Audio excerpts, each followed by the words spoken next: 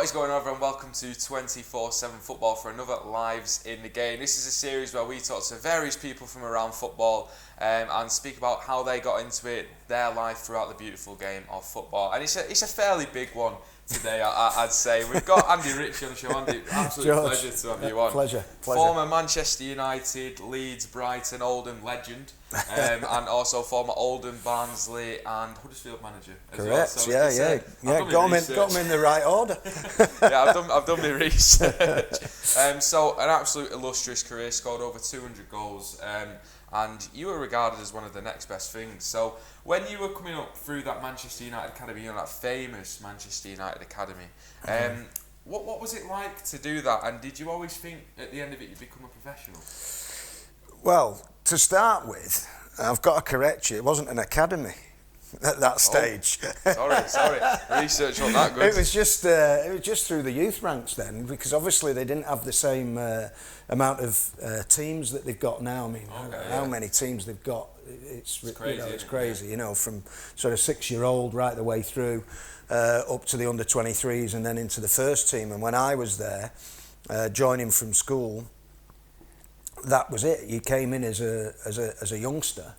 And you had the B team, which was like under 18s, if you like, and then the A team, which was an open league. So you would be 17 if you were good enough, 16, as I played in it at 16. But then you were playing against men, so you were playing against the likes of. I'm trying to think who we used to play against. Southport and people like that, you know, and then that was where you were grounded in, and then it was the next thing was into the reserves, and then the first team. So there was basically about 4 teams that you went through, but it was before that schoolboy, and you was training at the club maybe on a Tuesday and a Thursday, then you'd play maybe in the B team at the weekend. Do you think that's a better system than now, where you see these 8-year-olds training 3 times a week? Yeah. Do you think it's a better system how it was when you were growing up? I think there's pros and cons to everything. I've worked in the academy system. I've been academy manager at Leeds and Barnsley, and I can see the good in it. I can also see the bad in it, which I think you always have to look at. I think that maybe when you're talking about that, the young lads are playing, training, and every game means something to them because they want to be kept on for the year after, they want to progress. I think that is not such a great thing because they don't get to play just for the fun of it. There will be fun there, and they have fun and they enjoy what they're doing. But when they're even younger than the age group you're talking about, then they've lost that little bit of fun for me. They should be allowed, I think, still to play for the schools, which they're not allowed to. Once they come into the academy system, that's it. They can't play for the schools, which I think is maybe a bad thing, because they've got friends at school, they're still with them, and they like to play with them, and really there's nothing on that game apart from wanting to win, wanting to score goals if you're a striker, and I think that is lost to the academy players sometimes. So I could go on and I could go on, but that's one of the major things for me, that I feel that they maybe do lose a little bit of the fun element of the football because it means so much to them. You made your United debut at such a young age, you were 17 years old. Yeah. What was it like to play for such a huge club at such a relatively young age? Dream come true. I was a Manchester United fan, and I wanted to play football, but that sort of light bulb moment didn't come until really I signed as a schoolboy. I mean, I'd played football and loved it and enjoyed it, but once I got that sort of schoolboy form and signed it, then that little sort of bolt out of the blue came out. I wonder if I can maybe get a career out of this, without really thinking about it. But it was fantastic. I mean, and you know, going and playing at such an early age, at 17, was a great honour. And being accepted by the first team players as well was a massive honour, because I'd come through the ranks as a schoolboy, then as an apprentice, looking up to them and having to earn the right to get in the dressing room. That was one of the biggest things for me, because you used to sometimes go and take a pot of tea, or you had to go and get the boots to clean the boots, and you'd have to knock on the first team dressing room, and they'd open the door, and if you weren't welcome, they'd just go, no, and I won't tell you what they'd say, but the door had closed, and I'd go back to the kit man and say, I can't get... Martin Buchan was my pro that I had to look after at the time. Can't get his boots, they won't allow me in. You've got to go and get them. I've got to pack the skip and all. But you wanted to be in that room, and it was fantastic to get there and then be accepted by them as well. You were billed as the next best thing as well when you were at United. You know, that striker, the kid who just had these magic feet. And you actually scored hat-tricks again. I'm just magic feet. Bigging you I love it. And you know, he scored hat-tricks against Leeds and Spurs. Leeds in particular, that massive rival of Manchester United's. So your career got off to the best possible start, really, in that sense. And then you were sold for 500,000 to Brighton. Did that come as a massive shock to you? No, because I'd had talks with Aston Villa. I'd spoke to Chelsea, I went down there, and then I spoke on the phone to Arthur Cox, who was manager at Newcastle. So when Brighton came in, I took the hint and and made my way down there. But it was... Why do you think United were not reluctant to sell you? Well, the Aston Villa thing, Dave Sexton said to me, it was too big an opportunity for me not to tell you about it. Because at that time I was sort of in and out of the team and wasn't a regular. I think they also maybe wanted the money because they wanted to buy Joe Jordan and recoup they bought Joe Jordan and they wanted to recoup the money from that. And then I think the other teams were big teams.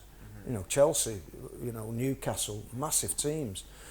Not decrying Brighton because I eventually chose them. And that was more because I knew that I needed to go to play first team football. I knew that was the way I was going to progress and become a better player and play regularly. But also, I loved the place. I loved the manager, Alan Mullery. It was just, at the other places I went to, I just didn't get that feeling. And I was assured that I still had a future at Manchester United, whether I went or whether I stayed. So I think in the end, dawning on me about, you know, that like I say, I took the hint because I'd had a chance to speak to 3 different clubs. Thought, I think it's time for me to go. And that's obviously a big decision to make at a young age, and you went to Brighton. You know, in your standards, it was probably your least productive stint. Did you feel like something was missing at Brighton when you went down there? Just why it didn't gel for you? Was it the way the team played? No, I think what it was Brighton were, you know, in the first division as it was then. They were a small club, not you know, in the likes of say Newcastle, Chelsea, and all that. But no, I mean, the first season I was top scorer, which was great. But we struggled. We had some really good players. We really did. You know, the likes of Steve Foster, Mark Lawrenson was there, Jimmy Case came afterwards, Neil McNabb, God rest his soul, and you know, I mean, people like that were great individuals, but put us together, we were rubbish for the majority of the time. We had one good season while I was there, and I think we finished up about 10th. We were in the top 6 for virtually most of the season, and we dropped away to the end of it. But those other 3 seasons was there. We were chasing our tails and staying away out of relegation. And the year that I actually left, they got to the final of the FA Cup, but got relegated as well. Wow, Crazy. Did the price tag ever play on your mind? You know, No, at not such at a young all. age, No, £500 no, million is a lot no, of it money. didn't. No, and to be fair, it was it was a chain reaction. It was like a triangular deal that I went down to Brighton. Peter Ward went to Nottingham Forest, and Gary Birtles came to Manchester United. And I still get a bit of stick about that because the United fans said, well, we got Gary Birtles and Brighton got you. Because Gary didn't have a good time. No disrespect, Gary. You know that I love you. But he didn't have a prolific time at United. Yeah. And then I went down to Brighton. I loved it. Like I say, Alan Mullery just sold the club to me. You know, very ebullient as a person. And I enjoyed my time down there. It was nearly 4 years, and you know, and I met some great players. Still got a lot of friends down there as well. And then obviously the move to Leeds came, another massive club. But as a Manchester United lad, what was it like to move to Leeds? It really, again, I wasn't playing regularly. The manager was leaving me out, not telling me that I was being left out. I was finding out on a Friday when the local paper, the Evening Argus, were phoning me and saying, how you know, about not playing tomorrow, about being sub. Well, I don't know about that. And, you know, I was getting to know things through the papers, which, you know, was not what I thought should be the case. You know, and I took this into my management career that if I was going to leave you out of the team, George, Yeah. I'd tell you, you know, face to face, and I'd be the first to let you know that, you know, the local rag wouldn't be telling you. Yeah. And I thought that was wrong. So at the time, again, I knew that I had to move.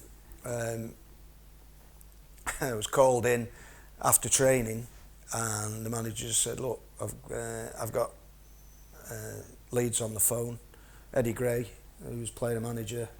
Do you want to have a chat with him?" Which was a bit of a bolt out of the blue. I said yes, yeah. And again, it was a young team. There was likes of John Sheridan, Scott Sellers, Tommy Wright, people like that, mixed in with quite a bit of experience in terms of David Harvey and Peter Lorimer, people like that. Yeah. You know, so it appealed to me. And I was coming back up north. It never even occurred to me, or never even thought about the rivalry between Manchester United and Leeds.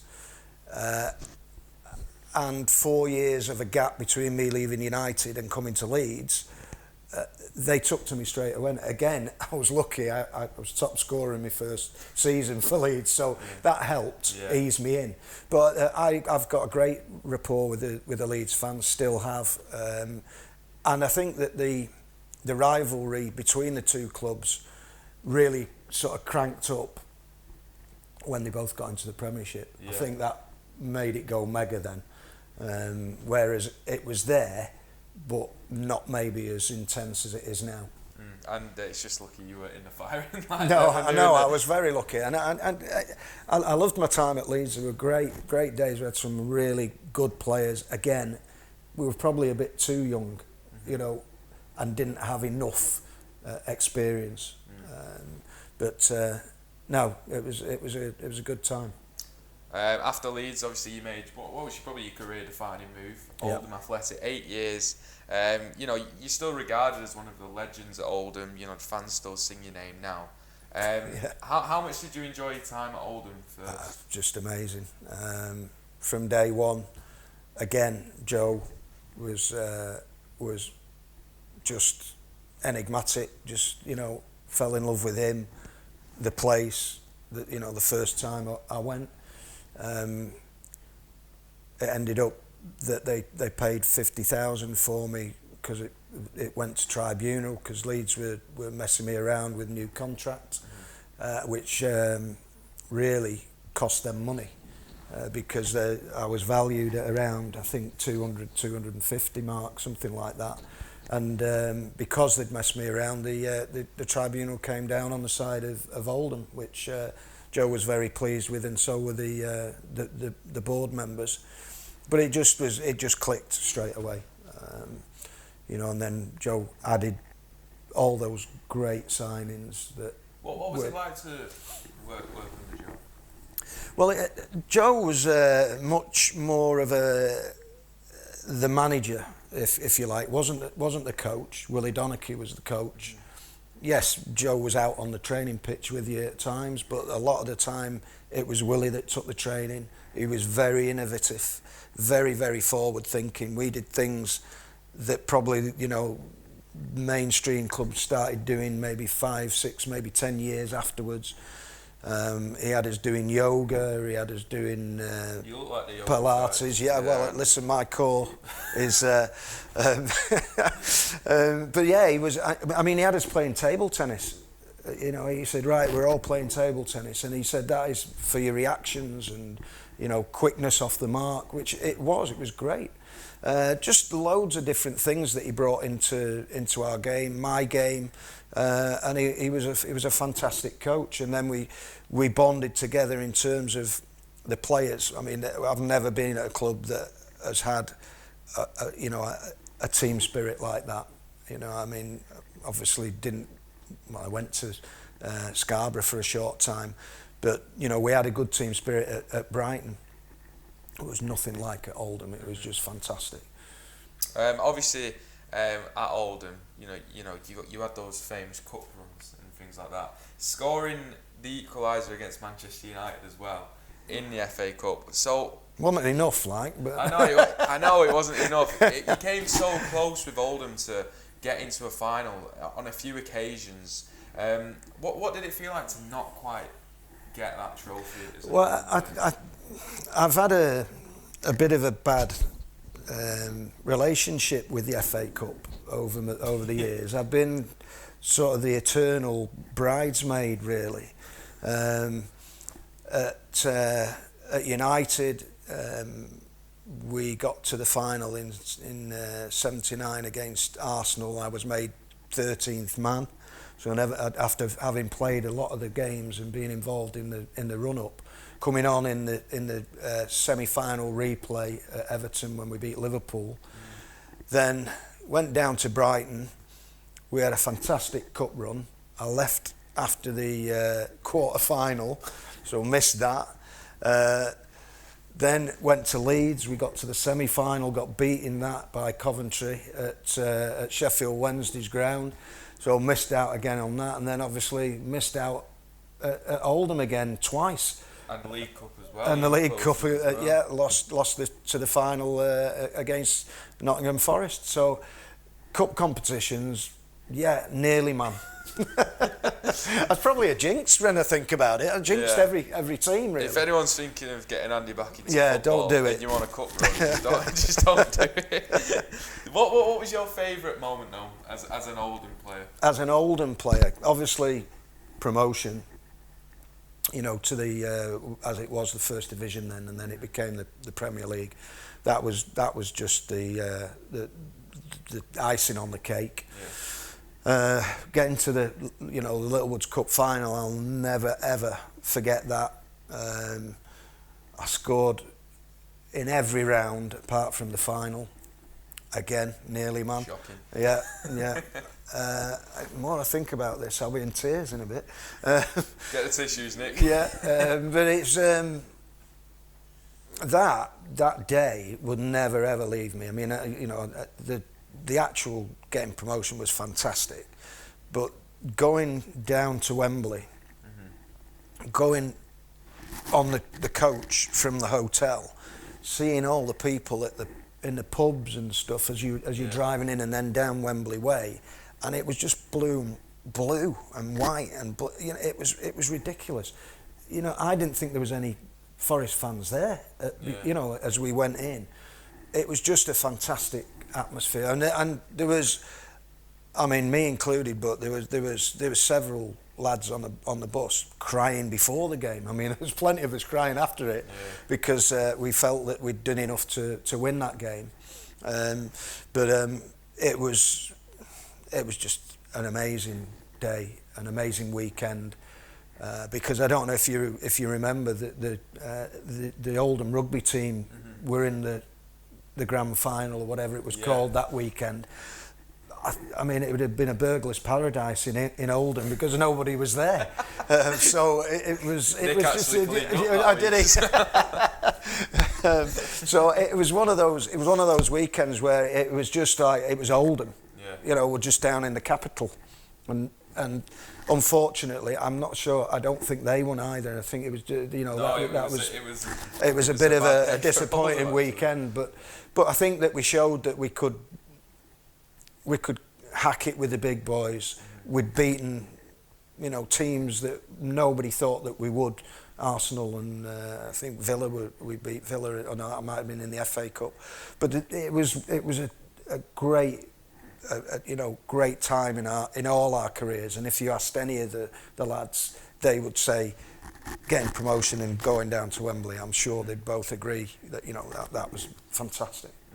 Why do you think you never got that England cap? Under 21s, I made one appearance for under 21s against Poland at I think it was at Upton Park. Yeah, I think it was. I don't know. There was a lot of good players in front of me. Certainly during your Oldham days, though, in Premier League as well. Yeah, it's one of those things, you know, it didn't happen. It never bothered me. I'd love to have played, you know, just one game for my country. It would have been, you know, another icing on the cake. But it didn't bother me. I was very happy with my career. I wouldn't say that I've got any regrets at all. Yeah, absolutely. So how special was it for you to then come back to Oldham and become the manager? First of all, working under Neil Warner, what was that like? Different. We've seen some of the videos of him at Sheffield United, different. Absolutely giving it to them. Yeah, different. Was he a different type of manager to what you were used to? I think so. Certainly, you know, you've just mentioned that about the Sheffield United documentary. He was probably a little bit less aggressive when I was with him. He had some strange things that he wanted to get over in terms of team bonding. I think one time that he wanted all the lads to have a sherry and a raw egg after training, which I wasn't.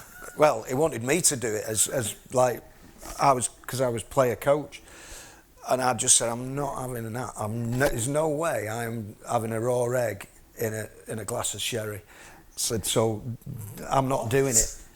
So he just told me to go outside of the. He didn't want me to be seen as I wasn't doing it. Oh, really? So I went out and collected the balls in after the training, because down at the training ground there was quite a few bushes and balls used to get stuck underneath them. We used to have about 20 minutes afterwards trying to find, you know, these rogue balls. So I was sent out and I went and did that, and the rest of the lads had to show that they had a bit of you know, that inner strength and what have you, and they had to down this raw egg and a sherry. I think there was a few might have come back up. But I was not doing it. I didn't want. No raw eggs for me. Salmonella's not getting anywhere near me. Well, unfortunately, this is what we're doing after the show. 24/7 football policy. But hey, for you, George, I'll down a raw egg. Right. So I promise you, if we ever get Neil Warner, unlikely. If we ever get him on this show, I'm going to ask him about that. Yeah. Raw eggs in your Yeah, there was a few other strange things, but he was. He would. Good to learn from as well.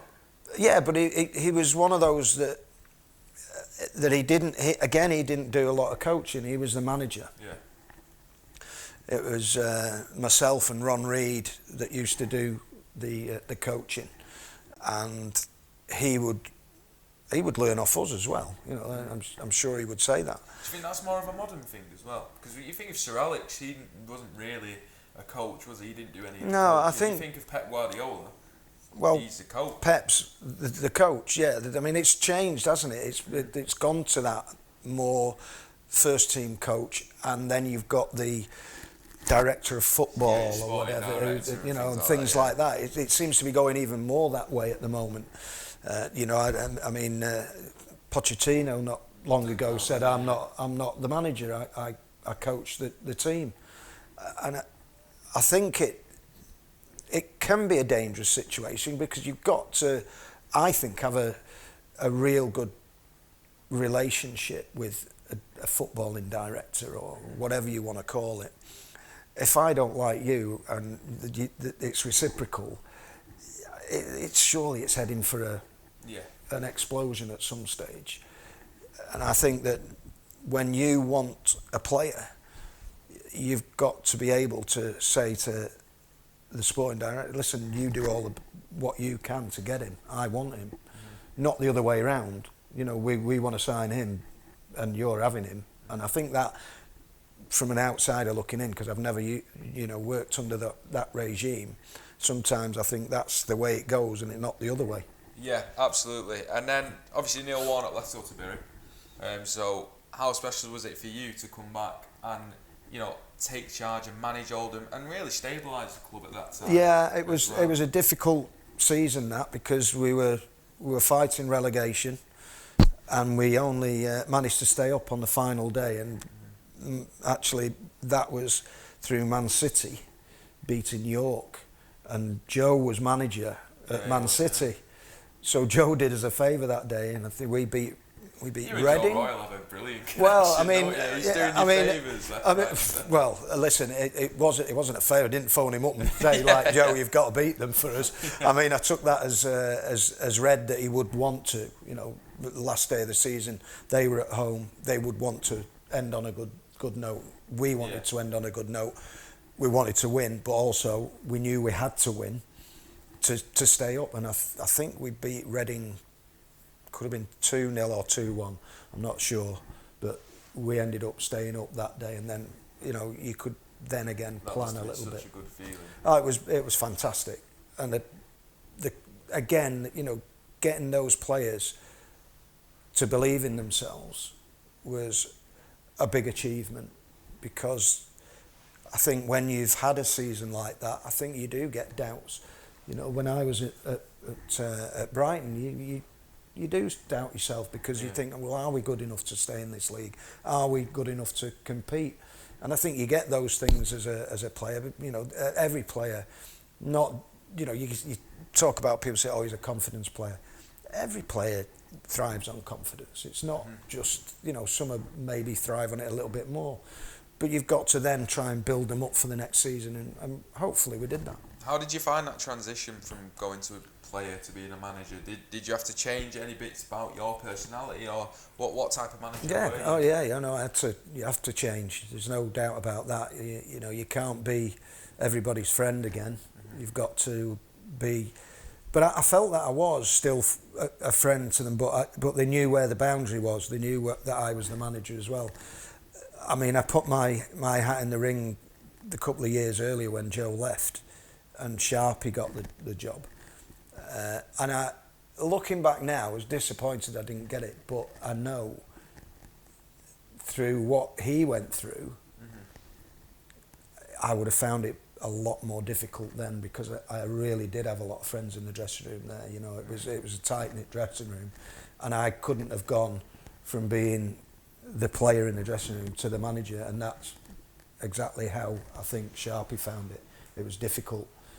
This time I'd been coaching. I was part of the coaching staff, so they had that standoffishness, if you like, where they knew where the boundary was with me, and going in as manager, they knew I was different to Neil, because my persona's totally different, and there wasn't going to be me ranting and raving at them unless I felt that it was needed.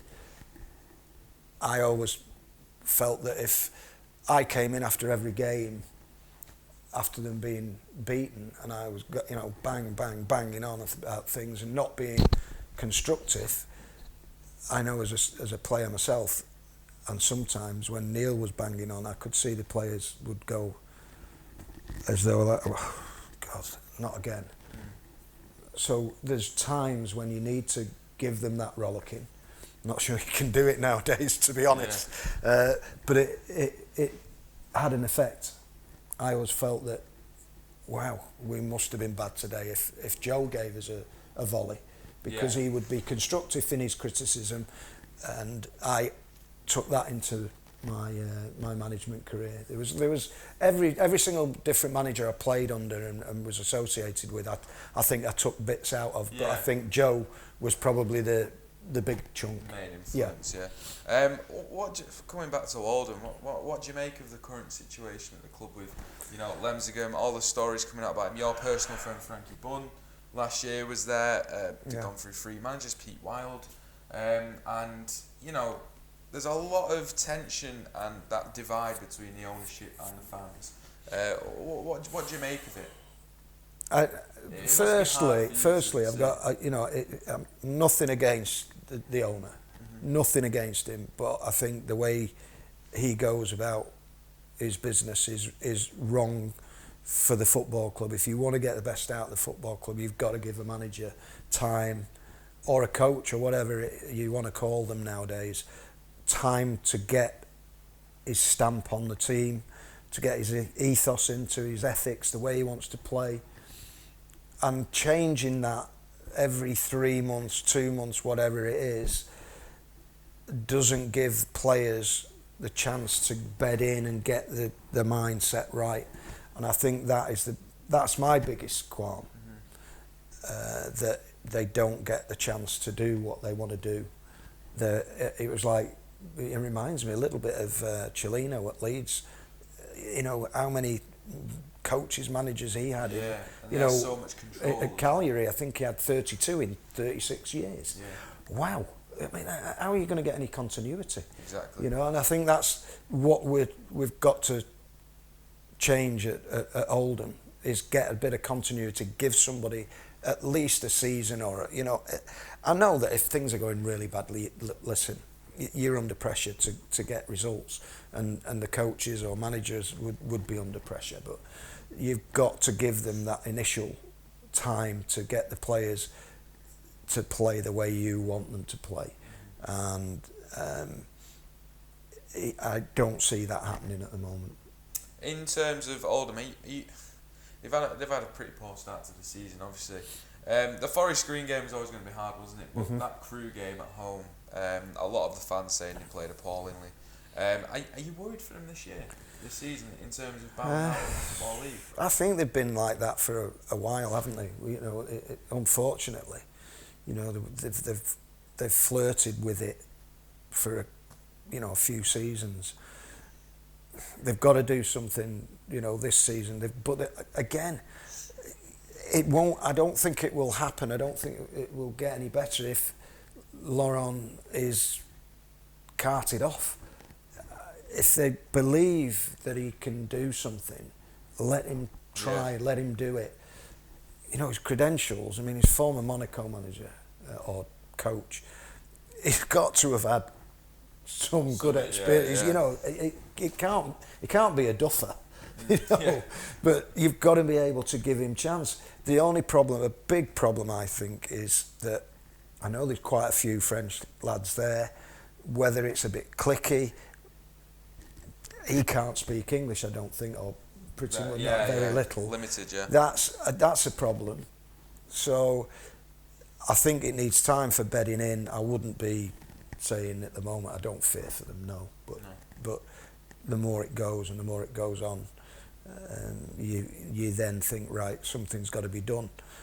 I mean, apparently they were shocking against Crewe. A friend of mine went, he said it could have been 5-1, maybe 6. But by all accounts, I think they played well the other night against Blackburn and were unlucky. To concede 2 goals in extra time. But there again, that shows maybe a bit of naivety within the players, maybe fitness levels. I don't know, but you've got to take positives out of something, and that's got to be a positive for them doing well against Blackburn. So whether they can take that into the next league games, will have to remain to be seen. So going back to your managerial career, you then went on to Barnsley, which included a promotion via the playoffs. How special was that to experience? Well, a lot of people have asked me about my best moment in football, and as a player, I've told you it was, playing in those finals, semi-finals, getting promotion. But getting promotion as a manager topped all that. Really, yeah. Just about. I think it was that myself and my coaching staff, which included Rick Holden as my physio and my assistant manager, Tom Little, fitness coach, and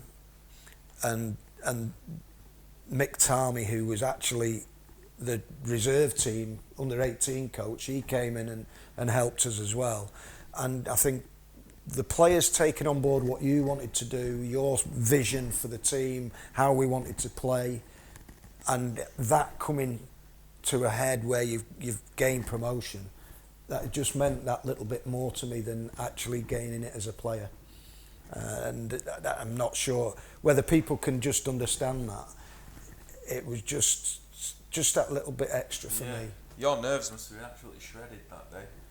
They weren't actually. Seriously? Yeah? No.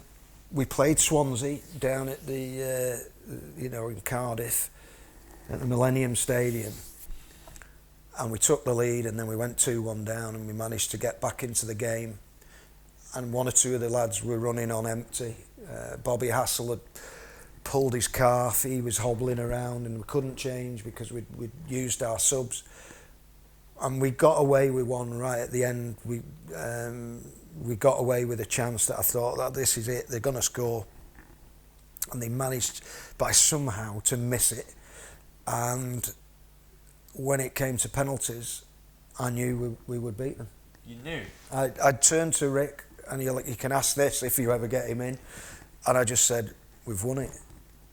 Really? Yeah, we were fantastic at penalties. We had 5, 6, 7 that I knew would score, no doubt. Didn't know what they were like. But we also had Nick Colgan in goal, and he was a fantastic penalty saver as well. We knew that I knew he would save one. Wow. At least. And I actually turned to Rick, as I say, and I just said, right, we've won it. Wow. Yeah, I still don't know how you can be so I still sure. looked away from him, but I knew that we were gonna do it, because we'd actually on a Thursday before we went down to Cardiff, we trained and we brought everybody together. We brought all the young kids, the academy lads, the under 19s, under 18s, and what have you, and we trained as one big group. And after we'd finished, we said, right, we're going to take penalties, and everybody took a penalty and nobody missed. So that's and it, that must have been about 25 players. Nobody missed. And as good as our two keepers were, I knew that it was not going to be a problem. Fair. Well, at least you knew. Well, I just don't know how you could have been so sure. It's crazy. Yeah. That must have been a heavy night. That night afterwards. Well, it was to be honest, it was, but it was a bit of a strange journey, because we went down on the Thursday after training. We got there, it was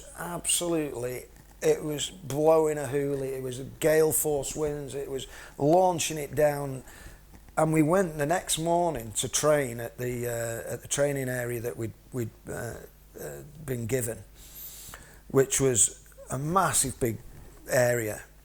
It was just underwater. There was pools of everything. We couldn't do what we wanted to do for training purposes.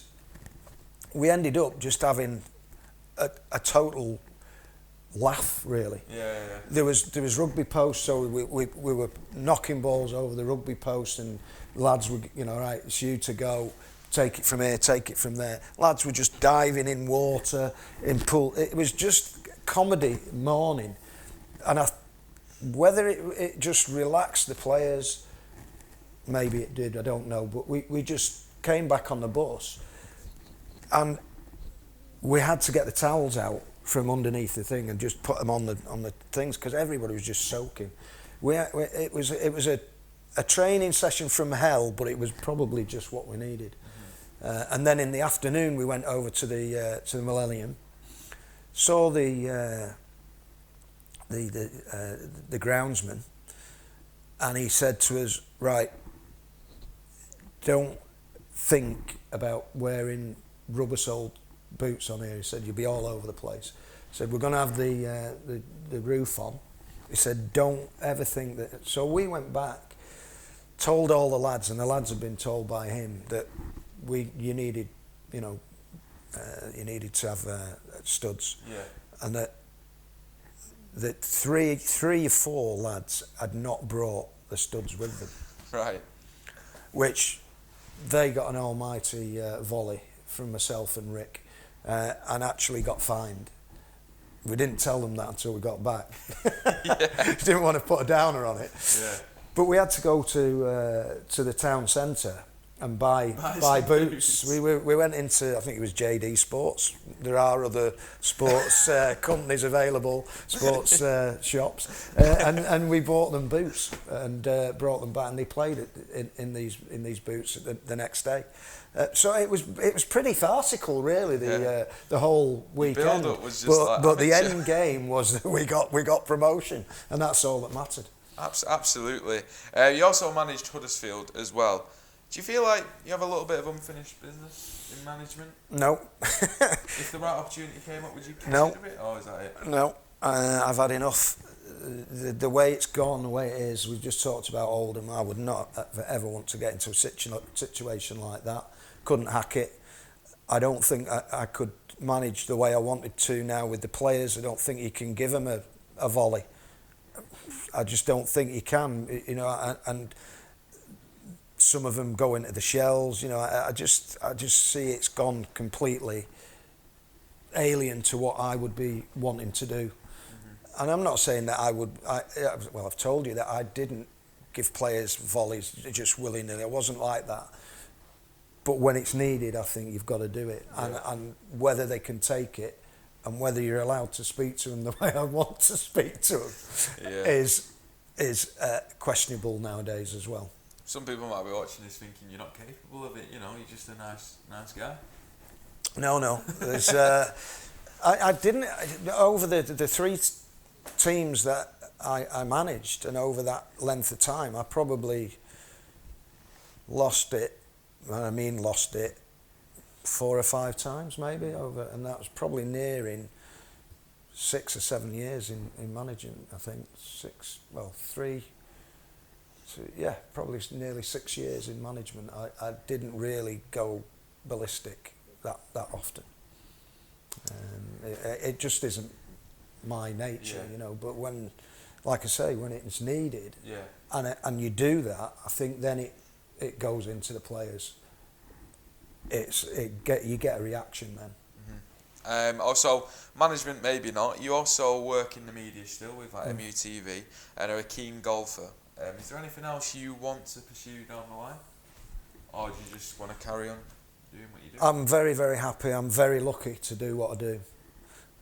To be at Manchester United and work in the lounges at Manchester United. The lounge. I work in the Ambassadors Lounge at Manchester United on the commercial side with the commercial partners. I work with Dennis Irwin, who I've known for years, which is great. I worked with Albert Morgan, who was the kit manager for Sir Alex for 26 years. Get on like a house on fire with him. We have a great rapport. We have a great laugh. We work with all the major sponsors. Get to see the game. Get a nice meal. I can have a glass of wine, and get paid for it. What's not to like? Why would you want to go back into It's awesome. But I'm lucky because I was there.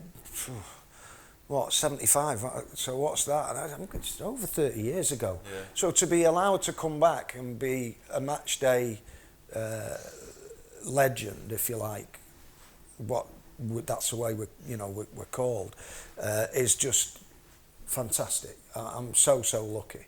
And then to work on the club's TV is another great honour. And to work in the media, with Radio Manchester, I'm just so lucky. I wouldn't want to change it. And like I said, I don't think I could get back into management and do it the way I wanted to do it.